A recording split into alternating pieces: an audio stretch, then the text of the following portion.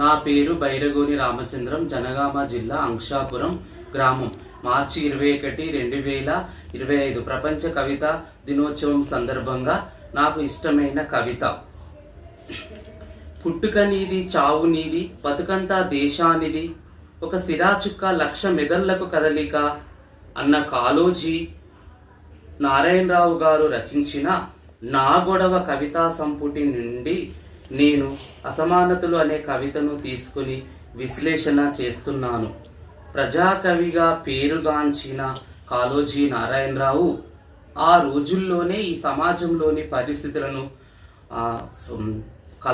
కళ్ళకు కట్టినట్లుగా చూసి అతడు అసమానతలు అనే కవితను రాయడం జరిగింది.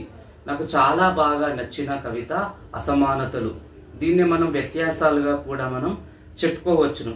ఒకసారి కవితను మనం ఒకసారి చూసి విశ్లేషణ చేసుకుందాం. అసమానతలు, కవిత పేరు అసమానతలు. నా గొడవ అనే కవితా సంపుటి నుండి తీసుకోవడం జరిగింది. అన్నపు రాసులు ఒకచోట, ఆకలి మంటలు ఒకచోట, హంసతూలికలు ఒకచోట, అలసిన దేహాలు ఒకచోట, సంపదలన్నీ ఒకచోట, గంపెడు బలగం ఒకచోట, వాసన నూనెలు ఒకచోట, మాసిన తలలు ఇంకొక చోట, కమ్మని చకిలాలు ఇంకొక చోట, గట్టి దౌడలు ఇంకొక చోట. ఇందులో కవితా పంక్తులను మనం చూసుకున్నట్లయితే అన్నపు రాసులు ఒకచోట, ఆకలి మంటలు ఒకచోట అంటే అన్నము అనేది ఉన్నోని ఇంట్లోనే అన్నం ఎక్కువగా ఉండిపోయింది. కానీ ఆకలి మంటలు మాత్రం పేదవారి ఇంట్లో తినడానికి తిండి లేక ఆకలితో అలమటిస్తున్న పేద ప్రజలు ఎంతో మంది ఉన్నారు. ఉదాహరణకు మనం హైదరాబాద్లో చూసుకుంటే ఏ ఫ్లైఓవర్ కిందో కానీ బ్రిడ్జీల కింద కానీ అడుగు తినే పిల్లలు ఎంతో మంది ఉన్నారు. గ్రామాలలో కూడా ఎంతో మంది ఆకలితో అలమటించే ప్రజలు ఉన్నారు. కానీ సంపద మాత్రం కొంతమంది ఇండ్లలో కేంద్రీకృతమై ఉంది. దీన్ని అతడు ప్రత్యక్షంగా చూసి మనకు రాశాడు అని తెలుస్తుంది. అదేవిధంగా హంసతూలికలు ఒకచోట, అలసిన దేహాలు ఒకచోట. కొంతమంది భూస్వాములు, యజమానులు బాగా సంపాదించి శ్రామికుల యొక్క కష్టాన్ని, రక్తాన్ని దోచుకొని వాళ్ళు సంపదను దగ్గర పెట్టుకొని టుంగు టూయాల మీద ఊగుకుంటూ కాలాన్ని గడుపుతూ ఉన్నారు. కానీ కష్టం చేసి చేసి సాయంత్రం పూట ఇంటికి వచ్చి అలసిపోయిన దేహాలతోటి కాలమెల్ల తీసుకునే పేద ప్రజలు కోట్ల మంది ఉన్నారు అని చెప్పుకోవచ్చును.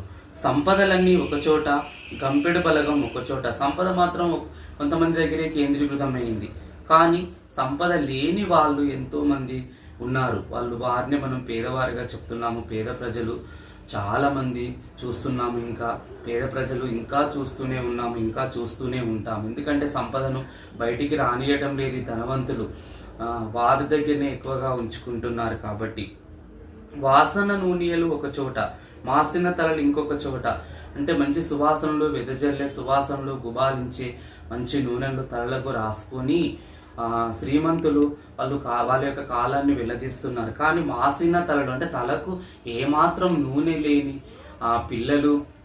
పిల్లలు పెద్దవాళ్ళు కూడా చాలామంది మనకు కనిపిస్తూ ఉంటారన్నమాట.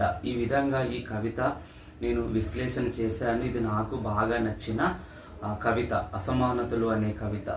అందరికీ ధన్యవాదములు.